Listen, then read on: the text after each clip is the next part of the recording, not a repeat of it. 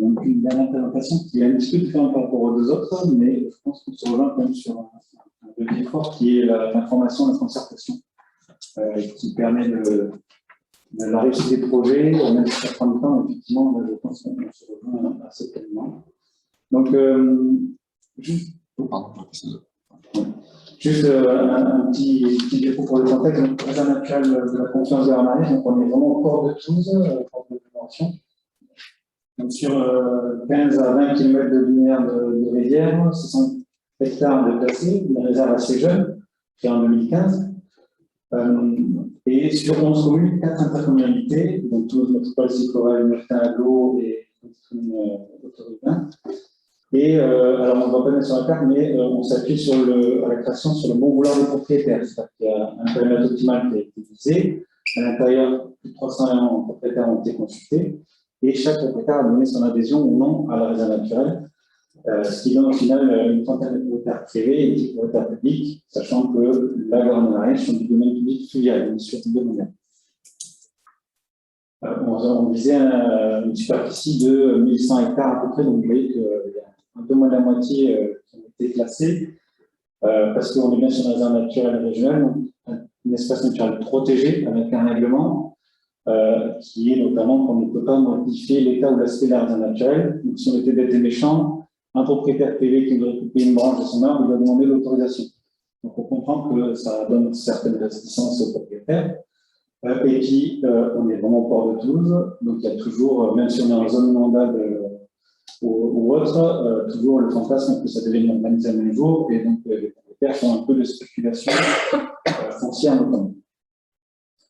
En termes de milieu, donc on est vraiment dans le lit majeur de l'Ariège et de la Garonne, donc avec toutes les zones humides d'annexe hydraulique qui sont associées, les espèces qui sont associées. Et pour ceux qui connaissent aussi, on met aussi sur les coteaux, donc en rive droite, comme Pêche David ou autres, qui sont là assez très différents par rapport au reste de la plaine d'inondation, sur des coteaux très secs, voire méditerranéens par endroits. Donc une diversité de milieux, une diversité d'espèces qui est très importante et qui ont justifié du coup le classement en réserve naturelle.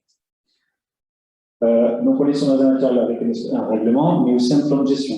On a un plan de gestion de 5 ans, un peu comme sur les syndicats de rivière par exemple. Le nôtre est de 2017 à 2021, donc là on est dans une phase d'évaluation et une révision pour un prochain plan, on espère, dès 2022.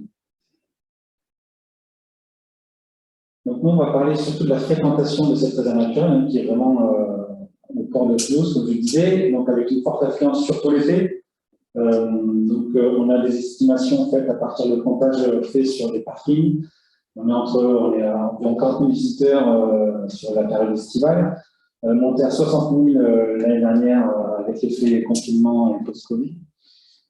On a beaucoup de kayakistes aussi, il y a plusieurs clubs qui font la location, par exemple, pour des descentes encadrées ou non. Et on a beaucoup de randonnées, joggeurs, vététistes qui n'apparaissent pas dans les comptages parce que c'est des usagers qui empruntent les sentiers mais qui ne viennent pas forcément en voiture ou autre. Donc, la fréquentation est certainement beaucoup plus importante. Depuis quelques années, on constate un attrait des riverains pour venir se promener sur les bords de rivières et sur la réserve naturelle toute l'année. Donc, avec un développement de la fréquentation hors saison. On avait vraiment, il y a 10 ans, c'était vraiment plutôt l'été, donc recherche de fraîcheur et de l'accès à la baignade. Et là, on a même un attrait maintenant l'hiver. On a quand même des sites qui sont fréquentés plutôt le week-end et fin d'après-midi et en soirée, et avec beaucoup de pics de fréquentation. Vous allez voir, j'ai quelques graphiques à vous montrer. Et ce qu'on constate depuis quelques années, c'est qu'il y a un étalement de cette fréquentation. C'est-à-dire qu'il y avait certains endroits, certains spots qui étaient très fréquentés, très connus par les usagers. Et du fait notamment du confinement et du Covid, les gens essayent d'avoir des coins un peu plus tranquilles. Et donc, on a un phénomène d'étalement sur tout le linéaire de réseau. Donc, juste pour vous parler, montrer un peu, illustrer mes propos avec ces pics de fréquentation, vous voyez, le week-end avec des montées à plus de 600 véhicules sur certains parkings, qui sont assez conséquents. Et toute cette fréquentation, bien sûr, amène quelques problématiques courrières que je vais vous illustrer par quelques photos en suivant. On a 3 profils de visiteurs, principalement qui fréquentent la réserve naturelle. Donc, ce qu'on nous on appelle les amoureux de la nature. C'est vraiment des gens qui viennent découvrir la nature, qui viennent parce que c'est une réserve naturelle, voir les oiseaux, voir la rivière, etc. On a aussi ce que nous on a appelé les plaisanciers, on a appelé aussi les récréatifs. C'est plutôt ça, du coup, un public qui vient l'été, poser la serviette au bord de l'eau et faire un barbecue et profiter de la rivière. Et le dernier, plutôt sportif. Donc là, qui est des trailers, des vététistes qui aiment bien ce phénomène de pleine inondation, plus les coteaux, donc ils montent, ils descendent. C'est un parcours un peu d'entraînement pour eux. Et donc, on a beaucoup de fréquentation de ce type de visiteurs. Ça amène aussi certains usages qui ne sont pas forcément adaptés ou pas autorisés, avec des pratiques dangereuses. Je vais vous montrer quelques photos avec des embarcations précaires. Alors, c'est une rivière, notamment l'Ariège, qui est quand même assez puissante. De la baignade qui est dangereuse à certains endroits et d'autres activités qu'on va développer. Et puis le public qui vient sur le bord de la rivière, c'est plutôt du citadin, qui n'a pas connaissance forcément par exemple des dangers de la rivière, qui n'est pas habitué, qui ne connaît pas les limites, le règlement de la réserve naturelle et ses enjeux, ses fragilités. Donc tout ça amène à quelques débordements, on va le voir. Donc, en termes de problématiques, cette fréquentation qui augmente aussi chaque année amène à la saturation de certains équipements. Là, vous avez une photo de Corbeil, c'est pareil pour les parkings. Ce qui amène à du stationnement sauvage et dangereux en bord de routes départementales quand les sites sont saturés. On a donc en pratique dangereuse de la baignade sur des sites, c'est une rivière sauvage, donc on a des phénomènes de seuil et de rappel, c'est-à-dire qu'on est aspiré par le pont à certains endroits. Donc, on a des accidents réguliers. En termes de chiffres, on a 2 ou 3 interventions de pompiers par an et on a un mort tous les 3 ou 4 ans. Ce n'est pas anodin. Avec développement, malheureusement, de pratiques, vous voyez, des petites embarcations comme ça qui se prennent dans les ronces, ça se perd, c'est que du coup, le bonhomme, il est au milieu de la rivière et il est perdu, quoi. Avec des pratiques aussi de saut dans la rivière et de big jump au niveau des ponts. Ça, c'est aussi des pratiques qui se développent, avec un phénomène notamment de ritualisation, c'est-à-dire que pour les jeunes du coin, sauter du pont, on devient un homme ça se fait partout. Bon, c'est pas sans conséquence avec des accidents corporels, donc ça, je vous ai donné quelques chiffres, malheureusement.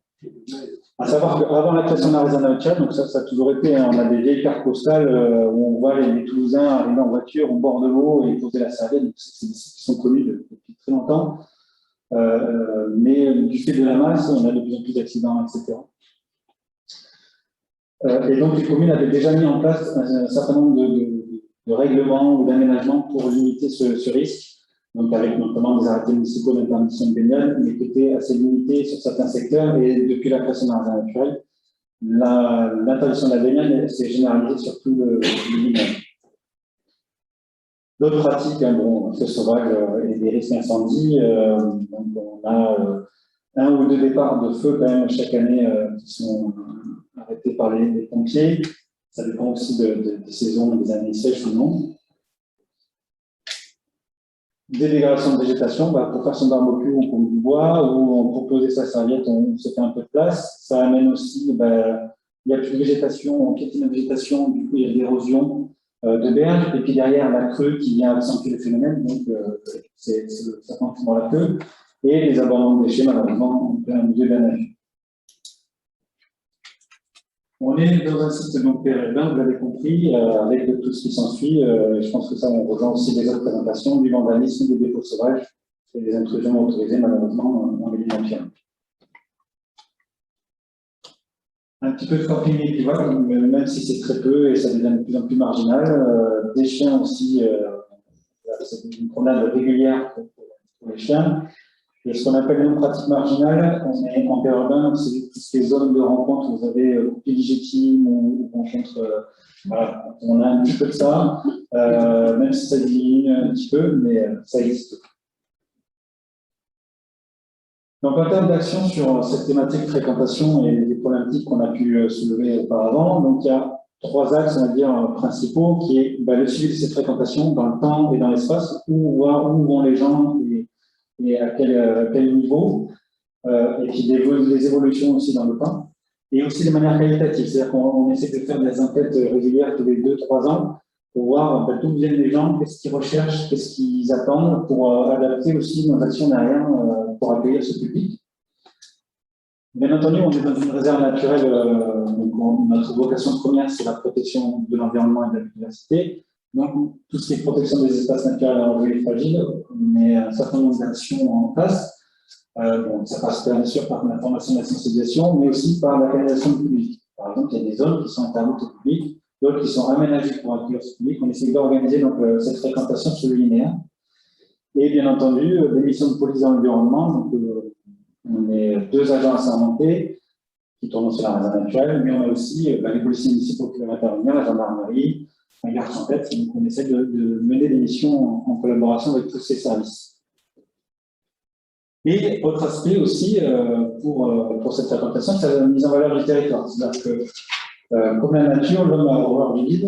Si on n'aménage pas, si on n'équipe pas, si on ne valorise pas le territoire, ça devient vite un dépotoir, une décharge, et on s'en sort pas. Donc l'idée, c'est de mieux accueillir le public, mieux en termes de stationnement, en termes de sentiers aménagés et autres, en termes aussi de prévention des risques, baignade, incendie et autres.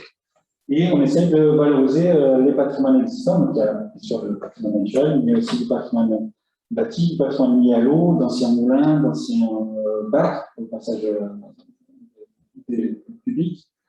Et on développe aussi un programme d'éducation à l'environnement, là on rejoint aussi les autres présentations, un programme pour les établissements scolaires assez volontariste, on va dire. Donc en termes de protection de l'espace naturel en enjeux fragiles, ce qu'on fait, donc, création de zones de quiétude, donc c'est des zones interdites au public. On a fermé, déplacé certains sentiers par rapport à un enjeu, une sensibilité, par exemple une espèce qui ne supporte pas ou qui est sensible au dérangement. Certaines berges qui sont mises en défense aussi, c'est-à-dire qu'on ferme un accès de berge, mais on en crée un autre pour que ça soit sécurisé pour le public et que ça ne dégrade pas plus la végétation. Donc c'est des choses comme ça, vous voyez, on appelle ça des cascades, en fait c'est à hauteur de genoux, ça évite que les gens enjambent. C'est pas très lourd comme aménagement, mais les gens comprennent qu'il ne faut pas aller au-delà de cet aménagement. Ou des choses comme ça qu'on essaie d'avoir un peu plus intégrées, donc c'est des barrières bois et qui sont vite recolonisées par la végétation, qui s'insèrent dans la végétation. Donc là on est sur de l'acacia ou du châtaignier qui sont un peu plus durables dans le temps. On travaille aussi avec les partenaires CAIAC, donc il y a 4 clubs, je disais, présents sur site. Et donc là, par exemple, c'est de la formation des saisonniers. C'est les premiers relais par rapport au public qui peuvent sensibiliser, informer sur les enjeux de la réserve et ce qui peut être fait ou pas sur la réserve naturelle. On a aussi une équipe d'éco-gardes, c'est la photo que vous avez en bas. Donc ça, ce sont des jeunes qui sont recrutés l'été et qui ont vraiment un rôle d'information, de sensibilisation et de prévention auprès du public. Donc, ils sont 7 jours sur 7 sur le terrain pour expliquer, informer, donner des indications, intervenir si quelqu'un fait un barbecue et qu'il y a un risque d'incendie, etc. Donc là, ce sont des jeunes en service civique, on en a 8 cette année, qui sont toujours en bilan, de mai à octobre. Et en termes de mission de police, donc, effectivement, je vous disais tout à l'heure, nous sommes 2 personnes assermentées sur le périmètre de la réserve naturelle et sur le règlement de la réserve naturelle, c'est-à-dire qu'on ne peut pas intervenir au-delà de ces compétences, mais on intervient, donc là, par exemple, en bas, vous avez des agents de l'OFB, donc Office français de l'université, on fait des actions ponctuelles, un peu plus coup de poing, on est nombreux, on est visible, et on essaie de faire un retour dans la presse ou d'autres pour marquer les esprits. En termes d'amélioration de l'accueil du public, ça passe bien entendu par de l'information, in situ ou ex situ. Donc, in situ, c'est par exemple tout ce qui est cinétique aux entrées, aux portes d'entrée de la réserve naturelle, tout ce qui est cinétique, randonnée et autres. En termes d'équipement aussi, là, on a mis en place, ce qui n'était pas le cas avant, un certain nombre de corbeilles, bandes, pique-niques et autres. Et là, l'inverse de la première présentation, c'est-à-dire que c'est la réserve naturelle qui est investie, par contre, c'est la collectivité qui fait l'entretien. Donc, même les équipements derrière. C'est un accord tacite qu'on a trouvé comme ça. Tout ce qui est balisage, entretien de sentier, c'est pareil, c'est une création ou un investissement de la réserve naturelle et derrière les collectivités prennent le relais pour l'entretien, notamment parce qu'ils ont la compétence aussi sur tout ce qui est randonnée. Par rapport à la problématique feu, donc les feux sont interdits en bord de rivière, mais il faut trouver une alternative parce que c'est une pratique qui est quand même des attentes par rapport au public. Donc, ce qu'on essaye de faire depuis quelques années, c'est de mettre en place des aires aménagées, sécurisées, Et là, pareil, on travaille avec les collectivités, donc on sort ces zones de la réserve naturelle, mais on est vraiment aux portes, et donc on met en place un certain nombre d'aménagements pour cette pratique. Tout ce qui est motorisé aussi, bah, c'est des équipements qui sont mis en œuvre, des genres de chicanes pour éviter tout ce qui est motocross, quad sur les espaces naturels. Aménagement de parking, pour limiter, encadrer tout ce qui est débordement, par exemple, la saturation des équipements, c'est par exemple des aménagements comme ça, avec un piétonnier, ce qui fait qu'il y a moins de voitures et on sécurise l'accès piéton et autres. Donc, équipe découverte, je disais, et couleurs paysagers. Je ne l'ai pas dit en introduction, mais tous les bords de garde arrière étaient exploités notamment pour le granulat, après la Seconde Guerre, il fallait construire, reconstruire. Donc, jusque dans les années 80, et donc on a des secteurs qui sont très marqués, et il y avait des restes, vous voyez, de hangars industriels au bord de l'eau. Et donc, on a travaillé sur un certain nombre de la démolition et de la renaturation. Vous avez un avant-après, sachant que maintenant, la végétation a bien organisé, c'est une photo qui a plus de 2 ans. Donc, un travail paysager aussi qui a été mené pour toujours dans l'idée d'avoir un site plus agréable et qui soit mieux respecté derrière par le public. En termes de valorisation du territoire et d'éducation environnement, donc là, on est sur des choses classiques, une création de sentiers pédagogiques avec des pupitres d'information, ce genre de choses. Avec les clubs de kayak, on a créé un parcours nautique, c'est-à-dire que les gens ont des balises sur le parcours et qui est fait écho à un livret que les gens récupèrent quand ils louent leur canoë. On a un programme d'animation nature grand public classique qui vont de la balade aux contes, aux conférences sur le territoire. On essaie aussi, depuis quelques temps maintenant, d'accueillir des publics handicapés, parce que c'est vrai que les espaces naturels ne sont pas toujours accessibles. Et donc, on a essayé de développer avec les partenaires cette thématique-là. Donc, ça passe par de l'aménagement de l'équipement, mais aussi par de l'encadrement, sachant qu'il y a beaucoup de structures spécialisées qui accueillent ce type de public. On essaie de les accueillir et d'avoir des animations adaptées, réfléchies en amont avec eux, et ça marche assez bien. Donc là, on fait tout handicap, moteur, mais aussi visuel, auditif et aussi intellectuel. Un programme pédagogique à destination des étudiants scolaires, donc ça je vous ai dit tout à l'heure, et on a conventionné avec plusieurs partenaires de l'éducation et de l'environnement pour ce faire, c'est-à-dire que nous n'agissons pas tout seuls, il y a plusieurs structures qui interviennent, comme les CPI, peut-être que vous connaissez, ou d'autres. Et donc on essaie de développer plusieurs thématiques grâce à ces partenaires, et donc les enseignants, les établissements peuvent venir piocher un peu les thématiques qu'ils souhaitent en fonction de leur programme éducatif, etc. On a essayé aussi d'avoir un moment fort dans l'année où on essaie de rassembler tous les acteurs du territoire autour d'une fête, une manifestation qui soit un peu fédérative et conviviale. Donc, on organise une fête tous les ans. Cette année, c'était le week-end dernier, par exemple. Et on a accueilli entre 800 et 1000 participants chaque année. Et on tourne dans chaque commune. Donc, il y a 11 communes concernées. Donc, chaque année, on essaie de tourner. Comme ça, on essaie de toucher un maximum de personnes du territoire. On essaie aussi de faire des chantiers participatifs, donc ça passe par exemple par la plantation de haies, je vous ai mis une photo là, ou de restauration de piscines, donc ça c'est du chantier qui fonctionne assez bien. Et ce qui marche de mieux aussi, c'est tout ce qui est ramassage collectif de déchets en bord de rivière. On a une adhésion de plus en plus forte, et donc pareil, il y a quelques temps, on a organisé à l'occasion du Working Day, je pense que vous connaissez l'opération, c'est mondial maintenant. Et donc, on a fédéré 11 chantiers sur toute la réserve naturelle sur une journée. Et donc, on offre la collation, etc. Et ça marche assez bien et ça commence à bien prendre. Et on ambitionne toujours de faire une maison de la réserve naturelle, ça, c'est pas encore fait, mais d'avoir un petit espace muséographique, notamment pour accueillir du public, expliquer les enjeux, qu'est-ce qui est fait, l'histoire du patrimoine du territoire, etc. On avait demandé aussi d'intervenir sur les activités agricoles. Donc là, on a des actions, mais peut-être un peu plus marginales, mais je vais les développer quand même. À savoir qu'à la création de la réserve naturelle, donc je vous disais, on avait visé un espace, un territoire un peu plus vaste. Et dans le règlement, on avait été assez light, on va dire, par rapport aux pratiques agricoles. L'idée étant d'inciter les agriculteurs à adhérer au projet, à la démarche, et de travailler derrière avec eux sur l'accompagnement, sur l'amélioration des pratiques, ou même l'innovation. Ce final, ça n'a pas tant marché que ça, mais il y a toujours des craintes par rapport à un règlement, à un espace naturel. Donc, on n'a pas eu beaucoup d'adhésion, même si quelques agriculteurs ont quand même adhéré. Donc au final, on est sur une cinquantaine d'hectares d'espace agricole dans la réserve naturelle, sur les 600, avec de l'agriculture, des prairies et du verger. Ça concerne une dizaine d'agriculteurs éleveurs en activité sur la réserve naturelle.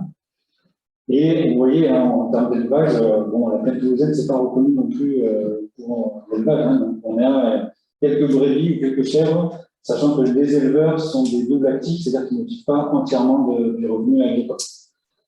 Mais bon, il n'y a pas beaucoup d'éleveurs dans le coin, donc on a essayé de trouver un bon compromis.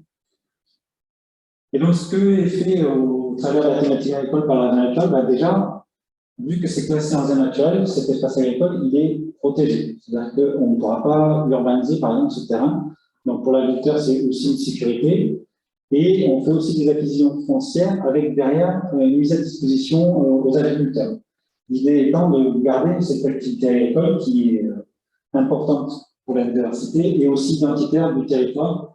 Les élus sont très attachés à cette activité économique qui fait partie du paysage avec tout ce qui est maraîchage et autres, et qui joue aussi le rôle de ceinture verte autour des bourgs et des espaces urbanisés. Il y a un travail qui est fait aussi de sensibilisation avec des rencontres individuelles au cas par cas, bien sûr. On essaie de participer, tant que faire se peut, à des manifestations agricoles. Donc, par exemple, il y a le CIVAM 31 qui organise une manifestation qui s'appelle De ferme en ferme. C'est de l'accueil de public dans les fermes du territoire. Et donc, on s'associe à des agriculteurs qui sont sur la réserve naturelle pour développer le côté environnement et agro-environnement.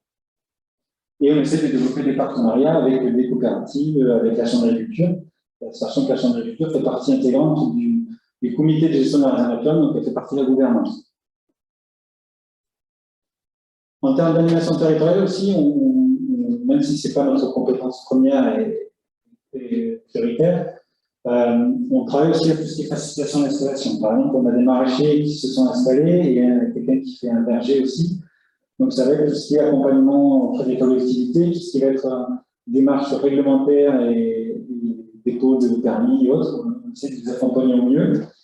On avait initié à l'époque un programme agro-environnemental et climatique dans le cadre de Nature 2000, mais vu le peu de nombre d'agriculteurs et l'effort à fournir pour ceux qui connaissent pour déposer ce type de dossier, on n'est pas allé plus loin, mais ça reste toujours dans notre idée, sachant que nous, par exemple, on n'a pas les PSE possibles sur notre territoire.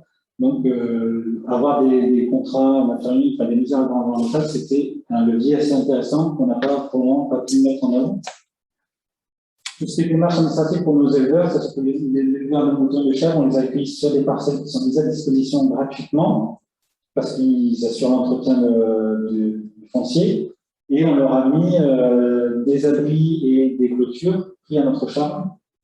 Et tout ce qui est démarche administrative, pareil, c'est nous qui les avons pris à notre charge. Par contre, l'agriculteur derrière s'engage à l'entretien du milieu, avec un cahier des charges, bien entendu, qui est un peu contraignant par rapport à son activité. Et on assure aussi une mise en relation des acteurs entre agriculteurs et autres acteurs du territoire. Donc, au niveau de la gestion de la réserve, vous l'avez compris, il y a une valorisation agricole qui est faite par certains éleveurs ou agriculteurs qui font de la fauche, par exemple, aussi. Et on fait appel aussi à certains agriculteurs pour la prestation directe d'entretien de milieu. Donc, ça aussi, c'est une source de revenus pour eux, plus ou moins, qui n'est pas forcément négligeable, pour l'entretien de broyage de friches, par exemple, ou l'entretien de sentiers. On peut être amené à faire appel à eux directement. C'est aussi une retombée économique pour le territoire. Et dernièrement, on participe encore à un programme de recherche qui s'appelle AgroGreen. C'est un programme interreg sur 3 pays d'Europe, c'est le Portugal, l'Espagne et la France, sur plusieurs bassins hydrographiques. L'idée étant d'innover sur des pratiques agricoles par rapport aux pollutions des sols atmosphériques et au dérèglement climatique. Donc, notre territoire est un site pilote pour ce programme de recherche. En termes d'action plus opérationnelle, on travaille avec certains agriculteurs sur l'adaptation de certaines pratiques, mais comme vous l'avez compris, pour le moment, on n'a pas de contrepartie possible financière avec les agriculteurs, ce qui fait qu'on a un levier assez restreint.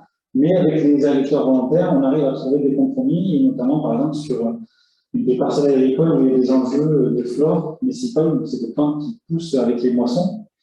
avec notamment des espèces menacées et protégées. On arrive à adapter des pratiques, par exemple, sur le déchômage, c'est-à-dire qu'on fait retarder le déchômage à certains agriculteurs pour que les plantes aient le temps de germer, de fleurir et derrière de disperser leur graines.